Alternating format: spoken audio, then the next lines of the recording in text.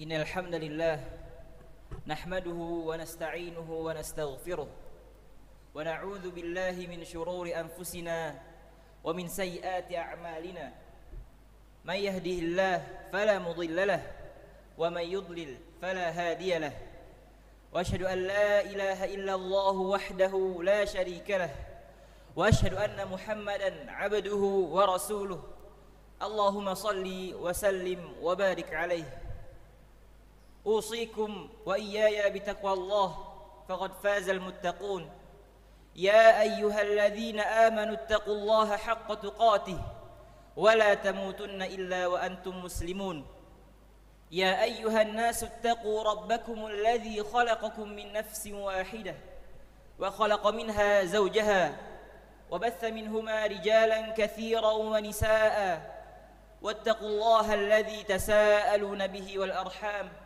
إن الله كان عليكم رقيبا يا أيها الذين آمنوا اتقوا الله وقولوا قولا سديدا يصلح لكم أعمالكم ويغفر لكم ذنوبكم ومن يطع الله ورسوله فقد فاز فوزا عظيما أما بعد فإن أصدق الحديث كتاب الله وخير الهدي هدي محمد صلى الله عليه وسلم وشر الأمور محدثاتها وكل محدثة بدعة وكل بدعة ضلالة وكل ضلالة في النار.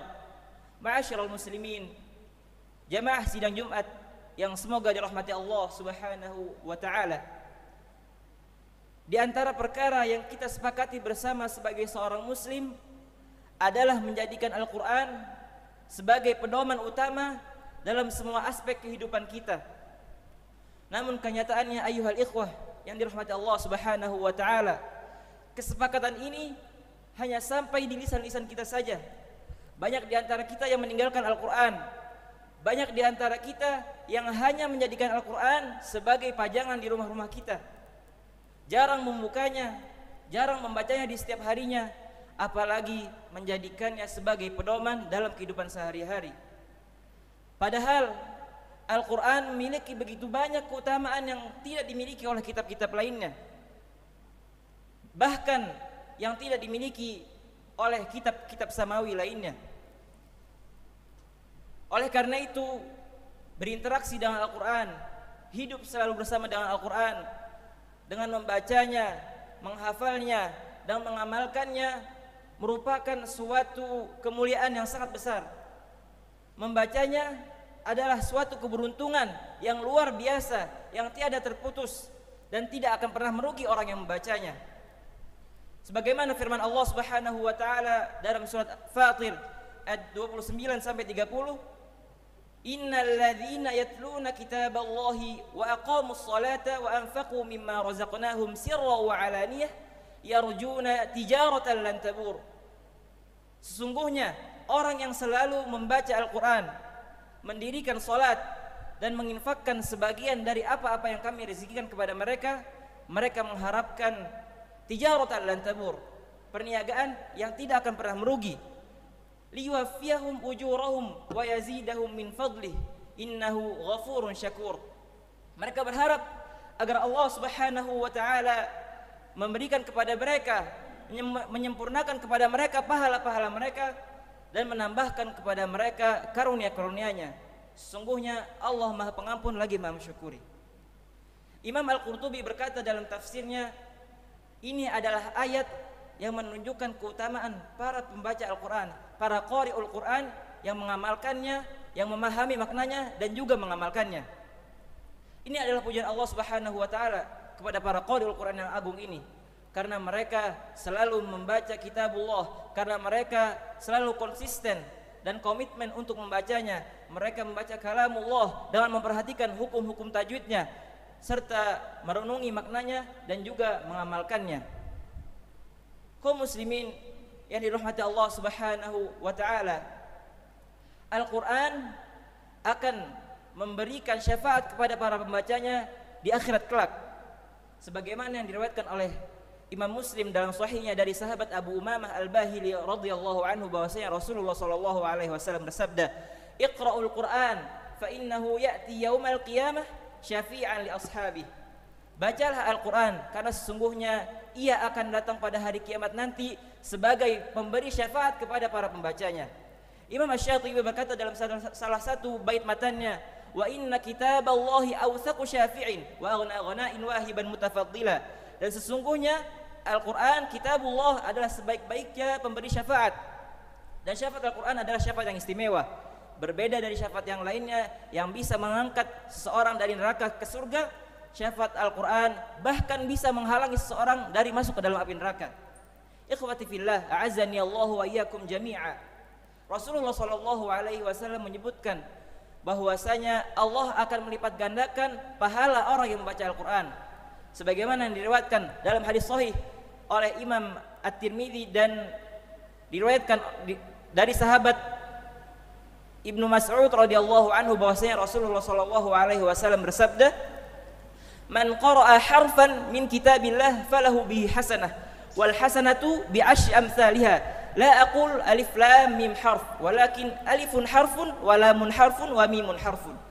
Barang siapa yang membaca satu huruf dari Al-Quran, maka ia akan mendapatkan satu kebaikan, dan setiap kebaikan akan dilipat gandakan menjadi 10 kebaikan yang semisalnya. Rasulullah SAW berkata, aku tidak berkata bahwasanya alif lam mim itu satu huruf, akan tetapi alif satu huruf, lam satu huruf, dan mim satu huruf. Jamaah yang dirahmati Allah Subhanahu wa taala,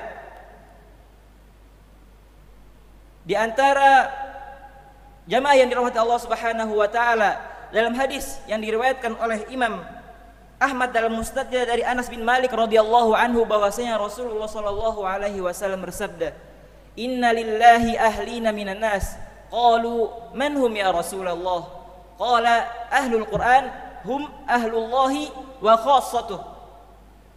Rasulullah sallallahu alaihi wasallam bersabda, sesungguhnya Allah memiliki keluarga dari kalangan para manusia. Maka para sahabat pun saat itu bertanya, siapakah mereka wahai Rasulullah sallallahu alaihi wasallam? Maka Rasul pun menjawab, ahlul Quran. Ahlul Quran adalah keluarga Allah dan orang-orang pilihannya Allah Subhanahu wa taala. Maka kaum muslimin dirahmati Allah Subhanahu wa taala, siapakah yang dimaksud dengan ahlul Quran yang disebutkan dalam hadis beliau sallallahu alaihi wasallam tersebut? Maka mari kita dengarkan perkataan Syekh Shalih Al-Fauzan hafizahullah taala berikut ini. Beliau berkata, yang dimaksud dengan ahlul Quran bukanlah orang yang sekedar membaca ataupun menghafalnya saja. Ahlul Quran sejati adalah mereka yang mengamalkannya meskipun ia belum hafal Al-Quran.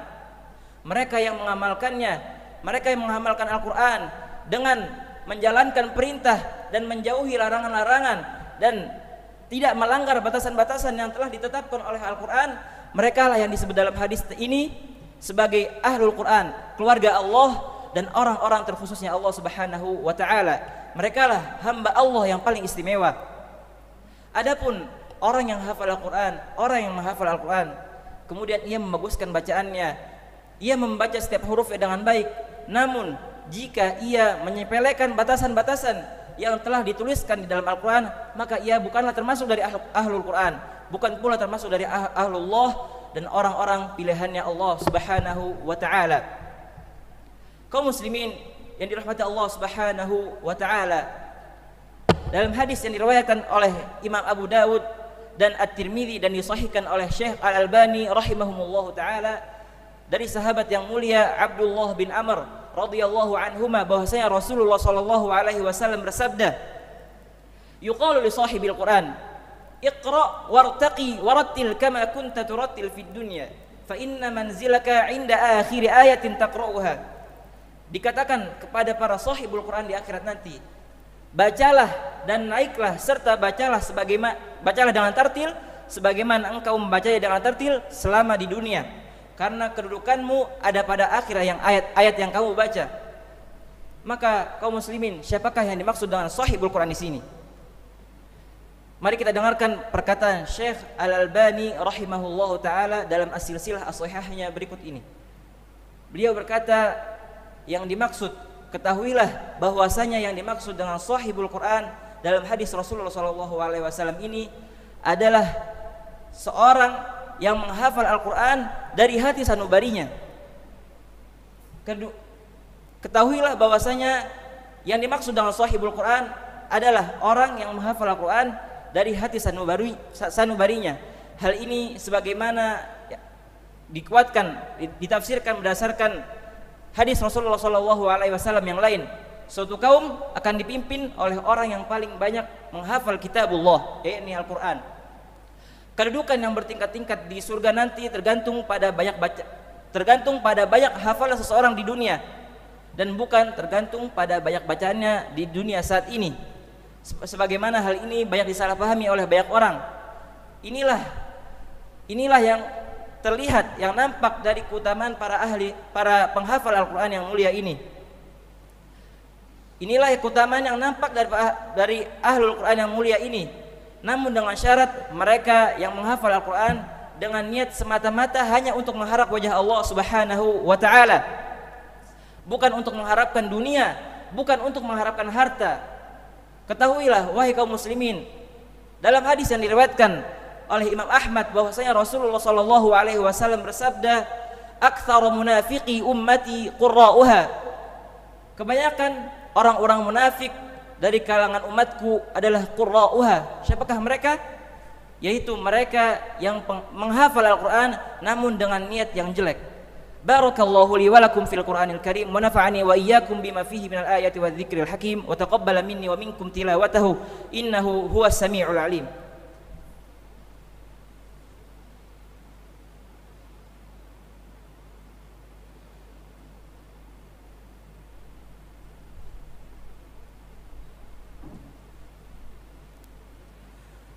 Alhamdulillahilladzi hadana lihadza wa ma kunna linahtadiya laula an hadana Allah. Asyhadu an la ilaha illallah wahdahu la syarika lah wa asyhadu anna Muhammadan abduhu wa rasuluh. Allahumma salli wa sallim wa barik ala nabiyyina Muhammadin wa ala alihi wa ashabihi ajma'in, amma ba'du. Ya ayyuhalladzina amanu taqullaha haqqa tuqatih wa la tamutunna illa wa antum muslimun. Ma'asyiral muslimin rahimani wa rahimakumullah. Dari semua yang telah kita sebutkan, yang telah kita ambil di khutbah yang pertama tadi, maka hendaknya kita mulai dari sekarang harus lebih bersemangat untuk mengamalkan Al-Quran dan juga mentadabburinya. Karena ayyuhal muslimun, sesungguhnya tujuan utama diturunkannya Al-Quran bukanlah hanya untuk sekedar dibaca ataupun dihafal saja. Tujuan utama diturunkannya Al-Quran adalah sebagai petunjuk bagi manusia agar mereka menjadikannya sebagai landasan utama dalam semua aspek kehidupan mereka. Allah Subhanahu wa taala berfirman, "Syahrul Ramadan alladzi unzila fihi al-Qur'an hudan lin-nasi wa bayyinatin minal huda wal furqan." Dan juga firman-Nya, "Dzalikal kitabu la raiba fihi hudan lil muttaqin." Al-Qur'an adalah petunjuk bagi seluruh manusia. Dan juga hendaknya kita mulai dari sekarang harus berusaha untuk mentadabburi Al-Qur'an. Karena Allah Subhanahu wa taala berulang kali menyebutkan di dalam firman-Nya untuk kita agar mentadabburi ayat-ayatnya, merenungi ayat-ayatnya. Sebagaimana dalam firman dalam surah Shad ayat 29, Allah Subhanahu wa taala berfirman, "Kitabun anzalnahu ilaika mubarakun liyadabbaru ayatihi wa liyatadzakkara ulul albab." Ini adalah kitab yang kami turunkan kepadamu wahai Muhammad sebagai agar manusia merenungi ayat-ayatnya dan sebagai pengingat bagi orang-orang yang memiliki akal sehat. Kaum muslimin yang dirahmati Allah Subhanahu wa taala, marilah kita bersama memperbanyak interaksi dengan Al-Qur'an Al-Karim, dan khususnya sebentar lagi kita akan bertemu dengan bulan Al-Qur'an, bulan yang dimana para salafus salih mereka berlomba-lomba untuk menghatamkan Al-Qur'an dan juga mentadabburinya padanya. Disebutkan bahwasanya ketika datangnya bulan Ramadan, Imam Malik rahimahullah beliau meninggalkan majelis hadisnya bersama para ahli ilmu, lalu beliau memfokuskan dirinya untuk menghatamkan Al-Quran, untuk membaca Al-Quran dengan mushaf.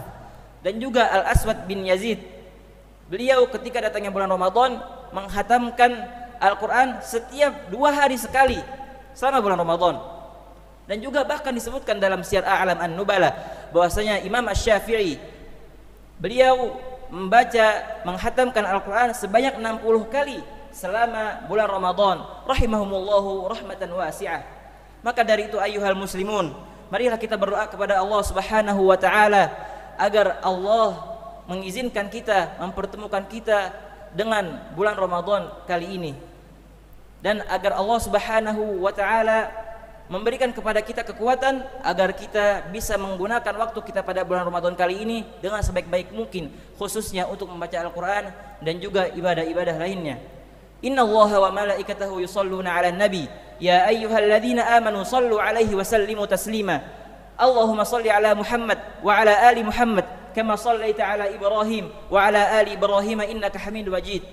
Allahumma barik 'ala Muhammad wa 'ala ali Muhammad kama barakta 'ala Ibrahim wa 'ala ali Ibrahim innaka Hamidum Majid. Allahumma ighfir lil muslimina wal muslimat wal mu'minina wal mu'minat al ahya'i minhum wal amwat innaka sami'un qaribun mujibud da'wat wa ya qadhil hajat. Allahumma ja'alil Qur'ana al-'azima rabi'a qulubina wa nura sudurina wa jalaa'a ahzanina wa dhahaba humumina wa ghumumina wa sabiqana wa dalilana ilaika wa ila jannatika jannatin na'im. Allahumma dhakkirna minhu ma nasina wa 'allimna minhu ma jahilna. Allahumma ja'alhu hujjatan lana wa la taj'alhu hujjatan 'alaina. Allahumma waffiq wulata umurina lima tuhibbuhu wa tardah. Allahumma a'inhum ala ta'atika wahdihim sawa'as sabil. Allahumma jannibhumul fitan ma dhahara minha wa ma batan innaka ala kulli syai'in qadir. Rabbana ighfir lana dhunubana wa israfana fi amrina wa thabbit aqdamana wansurna 'alal qaumil kafirin. Rabbana ighfir lana wa liwalidayna warhamhuma kama rabbayana shighara. Allahumma ballighna Ramadan, Allahumma ballighna Ramadan, Allahumma ballighna Ramadan. Rabbana atina fid dunya hasanah wa fil akhirati hasanah wa qina adzaban nar. Ibadallah, innallaha ya'muru bil 'adli wal ihsan wa ita'i dzil qurba wa yanha 'anil fahsya'i wal munkari wal baghi. Ya'idhukum la'allakum tadhakkarun. Fadhkurullaha al-'azima yadhkurkum washkuruhu 'ala ni'amihi yazidkum. Wa la dzikrullahi akbar. Aqimis shalah.